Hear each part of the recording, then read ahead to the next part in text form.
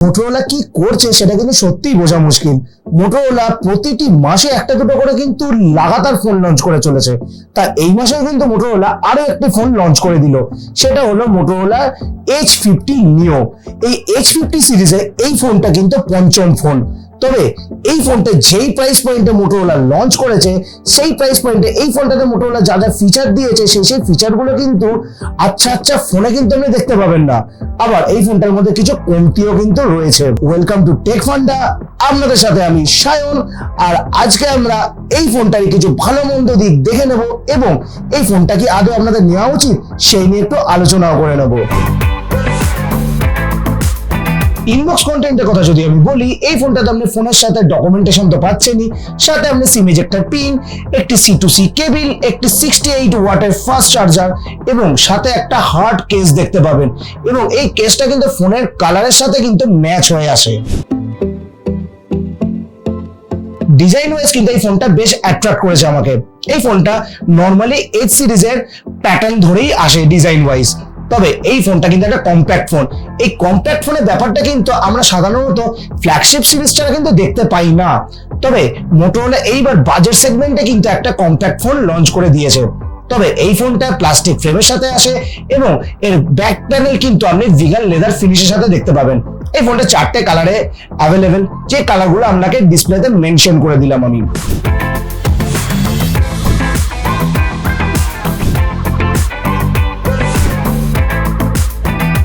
তবে এই ফোনটাতে কিন্তু আপনি 810H মিলিটারি গ্রেডের সার্টিফিকেশন দেখতে পেয়ে যাবেন, সাথে IP68 এর সার্টিফিকেশন দেখতে পেয়ে যাবেন এবং এর সাথে এই ফোনটা প্রোটেকশনের জন্য গরিলা গ্লাস 3 প্রোটেকশনের সাথে আসে। তবে গরিলা গ্লাস 5 যদি থাকতো তাহলে কিন্তু একটু বেটার হতো ব্যাপারটা। ডিসপ্লে কথা যদি আমি বলি, তো এই প্রাইস পয়েন্টে যে সমস্ত আরো ফোন পাওয়া যায় তার থেকে কিন্তু এই ফোনে কিন্তু ডিসপ্লে আপনি ছোট দেখতে পাবেন, কারণ এটা একটা কম্প্যাক্ট ফোন।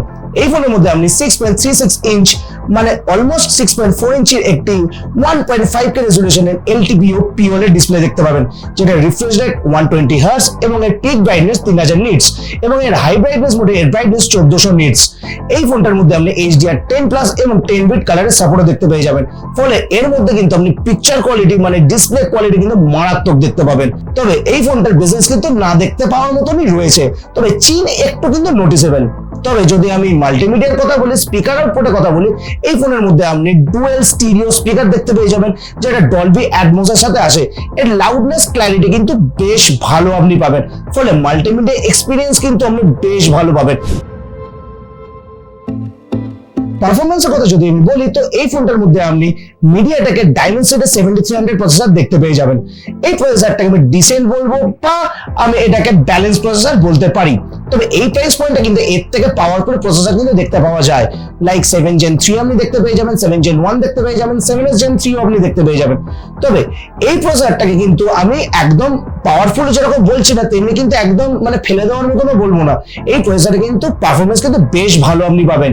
এই প্রসেসর কিন্তু আপনাকে 6.5 লাখের ওপর অন্তত স্কোর এনে দেবে, যার ফলে আপনি ডে টু ডে লাইফের সমস্ত টাস্ক আপনি করতে পারবেন, মাল্টিটাস্কিং করতে পারবেন এবং সাথে আপনি ভালোভাবে গেমিংও করতে পারবেন।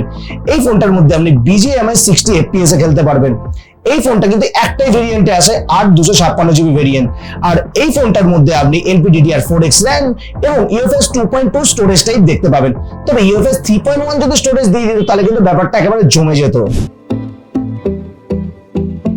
ব্যাটারি সেকশনে এলে এর উইকনেস কিন্তু আমার শুধুমাত্র ব্যাটারি সেকশনটাই মনে হয়েছে, কারণ এই ফোনটা কম্প্যাক্ট ফোন হওয়ার জন্য আমরা কিন্তু ব্যাটারি ক্যাপাসিটি খুব একটা বড় আপনি দেখতে পাবেন না, যেটা আপনি অন্যান্য ফোনে কিন্তু বড় ব্যাটারি দেখতে পেয়ে যাবেন।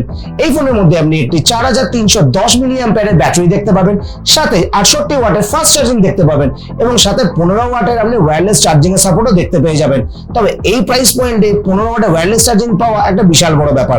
তবে কম্প্যাক্ট ফোন হলেও এই ফোনের মধ্যে কিন্তু 4500 mAh এর ব্যাটারি কিন্তু দেওয়া যেতে পারতো, তাহলে কিন্তু ব্যাটারি ব্যাকআপটা আপনারা একটু বেশি ভালো দেখতে পেতেন। সফটওয়্যারের কথা মোটরোলা সফটওয়্যার নিয়ে সত্যি কিছু বলার নেই, কারণ মোটরোলার মধ্যে আপনি one of the cleanest UI দেখতে পাবেন। একেবারে স্টক অ্যান্ড্রয়েডের ফিল আপনি পেয়ে যাবেন, কোনো ব্লোটওয়্যারস, কোনো ফালতু অ্যাডস আপনি দেখতে পাবেন না। এই ফোনের মধ্যে আপনি হ্যালো ইউআই দেখতে পাবেন, যেটা অ্যান্ড্রয়েড 14 এর বেস্ট। তবে মোটরোলা কিন্তু আপডেট রিলেটেড একটা বিশাল বড় চমক এই ফোনের সাথে এনেছে। এই ফোনের মধ্যে আপনি 5 বছরের ওএস আপডেট এবং 5 বছরের সিকিউরিটি প্যাচ আপডেট দেখতে পাবেন। মানে ভাবতে পারছেন আপনি এই ফোনে অ্যান্ড্রয়েড 19 পর্যন্ত সাপোর্ট পেয়ে যাবেন। তবে এই ফোনের মধ্যে আপনি এইচ সিরিজের সমস্ত ফিচার পেয়ে যাবেন, স্মার্ট কানেক্ট থেকে শুরু করে মোটো এআই থেকে শুরু করে থিংস এন্ড সিকিউরিটি থেকে শুরু করে ইচ এন্ড এভরিথিং আপনি পেয়ে যাবেন এই ফোনের মধ্যে। কানেক্টিভিটির দিক থেকে কিন্তু মোটরোলা ফোন কিন্তু বেশ স্ট্রং হয়। কানেক্টিভিটির দিক থেকে মোটরোলাতে কোনো রকম সমস্যা কিন্তু আমরা আজ পর্যন্ত দেখতে পাইনি। এই ফোনটার মধ্যে কিন্তু সেম জিনিস আপনি দেখতে পাবেন। এই ফোনের মধ্যে আপনি 16টা 5G band, wifi 6E, Bluetooth 5.4 এবং NFC সাপোর্ট আপনি দেখতে পেয়ে যাবেন। এই ফোনের মধ্যে সেন্সরসের কথা যদি আমি বলি, সমস্ত রকমের সেন্সরস আপনি দেখতে পেয়ে যাবেন এবং এই ফোনের মধ্যে কিন্তু আপনি একটি ইন ডিসপ্লে ফিঙ্গারপ্রিন্ট সেন্সরও দেখতে পেয়ে যাবেন, যেটা কিন্তু বেশ ফাস্ট।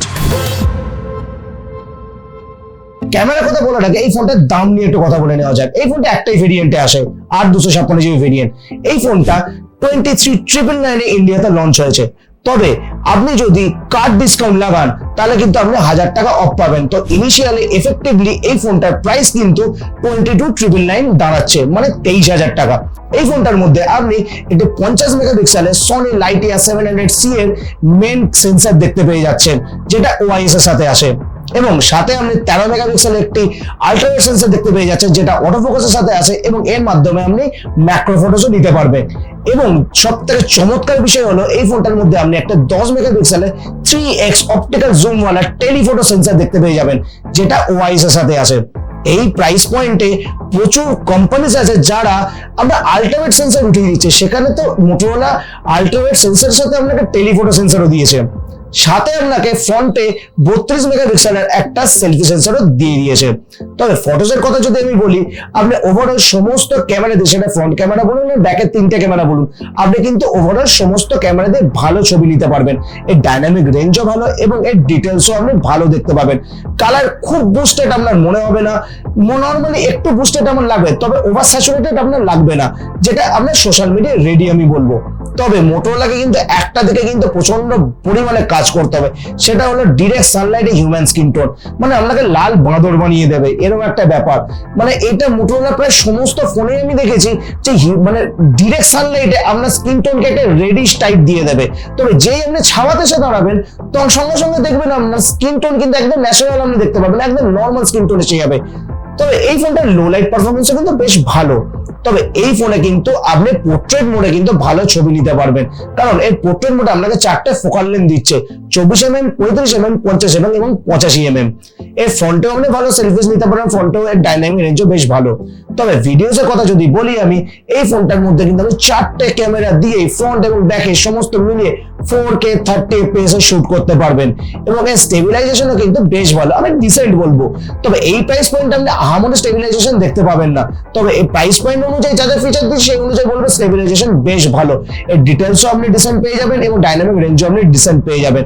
তবে ওভারঅল যদি আমি ক্যামেরা কোয়ালিটির কথা বলি, কিন্তু ক্যামেরা কোয়ালিটি বেশ ভালো আমি বলবো। মানে আমি 23,000 টাকা প্রাইস পয়েন্ট হতো এর থেকে বেটার ক্যামেরা কোয়ালিটি আমি তো দেখিনি, অন্তত বলবো আমি।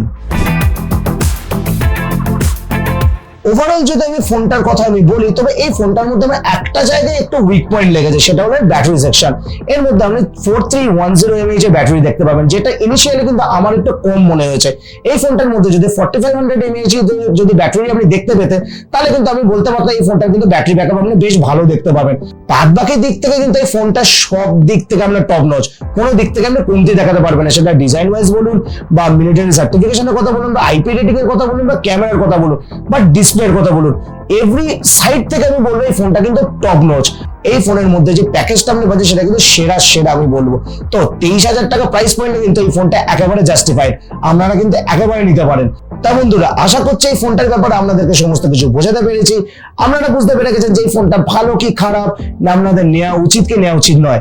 যদি ভিডিওটা এতক্ষণ দেখেই থাকে না, যদি ভালো লেগে থাকে, তাহলে ভিডিওটা অবশ্যই লাইক করে দিন এবং বন্ধুদের সাথে সবার সাথে আপনারা ভিডিওটা শেয়ার করে দিন। এবং চ্যানেলে যখন নতুন এসেছেন যারা, তারা প্লিজ চ্যানেলটা সাবস্ক্রাইব করতে ভুলবেন না, দেখা হচ্ছে আগামী ভিডিওয়ে। ততক্ষণ পর্যন্ত আপনারা সবাই ভালো থাকুন, সুস্থ থাকুন। Signing off.